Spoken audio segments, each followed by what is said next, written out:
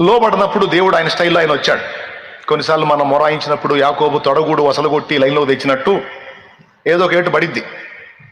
నీ మీద ఏర్పాటు ఉందనుకో తమ్ముడా, దేవుని ప్రణాళిక నీ మీద ఉందనుకో, దేవుడు నీతో మాట్లాడుతుంటాడు, ఇతరుల ద్వారా కూడా సాక్ష్యం ఇప్పిస్తుంటాడు. నీకే అర్థమవుతుంటది దేవుని ప్రణాళిక నా మీద ఉంది, నేను సేవ చేయాలి అనే స్పష్టత నీ ప్రేరణ ద్వారా కావచ్చు, నీలో నుండి ప్రేరణ ద్వారా కావచ్చు, ఆత్మస్వరం కావచ్చు, దేవుడిచ్చే దర్శనం, స్వప్నం, ప్రవచనం, అలాగే ఇతరుల ద్వారా కూడా సాక్ష్యం ఇప్పిస్తాడు.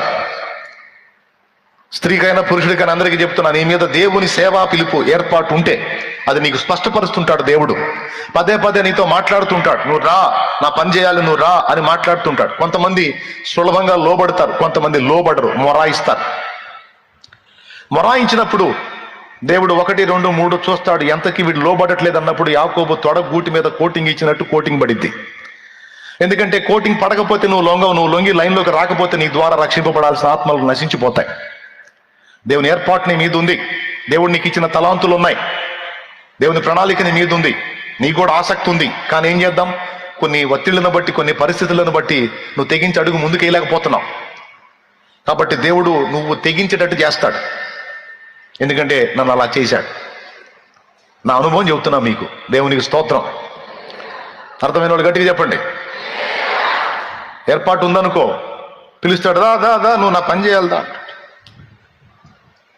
నేను ఆ పని చేయకుండా తప్పించుకోవడానికి చాలా ట్రై చేశాను. ప్రభు రోజు సాయంత్రం కూటం పెడుతున్నాక అంతవరకు చాలు. సంపూర్ణంగా ఆదివారం కూటం పెట్టి నేను పూర్తి కాలపు సేవ అంటే కష్టమైంది ప్రభు, బోల్డ్ నప్పులు ఉన్నాయి, బాధ్యతలు ఉన్నాయి, ఎట్టొచ్చిద్ది. వీళ్ళందరూ కష్టజీవులు, పాచెళ్లలో పని చేసుకునే బిడ్డలు, వాళ్ళు తెచ్చి నాకు ఇచ్చేది ఏంది, నేను వాళ్ళ చేతుల కోసం చూసేది ఏంది, కష్టం ప్రభువా, నాకు వద్దు, పని చేసుకుంటా, సాయంత్రం పూటేదో వాళ్ళని బలపరుస్తా, ఆదివారం రాగానే వాళ్ళకి నచ్చిన దగ్గరికి వాళ్ళు వెళ్ళిపోతారు ఏదో చర్చికి. ఏ కాడికి నా మీద బరువు తగ్గించుకొని ఏదో దేవుడు పని చేశాను మామ అనిపించుకోవడం ట్రై చేశా. మరి ఆయన ఏర్పాటు నాకు తెలియదు, ఆయన ప్రణాళిక నాకు తెలియదు, ఆయన నాకు ఇచ్చినవేందో నాకు తెలియదు. కానీ ఆసక్తి ఉంది, కానీ తెగించలేను. సేవ చేయాలన్న రంది ఉంది, కానీ తెగించలేను. బాధ్యతలు, బంధకాలు. అయ్యలారా, కొన్ని నెలలు నన్ను వెంటాడాడు. చివరికి ఏ వ్యాపారం దీవించు అన్నానో ఆ వ్యాపారం యొక్క లాభం గోబులోకి వచ్చింది. ఓకే, అంటే ఇక నేను దానికి ఏ విధంగా బ్యాలెన్స్ చేయాలో కూడా అర్థం కావట్లా.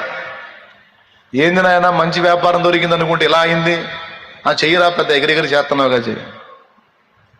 వద్దులే ప్రభా, ఏం చేయమంటావు చెప్పు, రారా. భక్తిని వేటాడు శ్రమ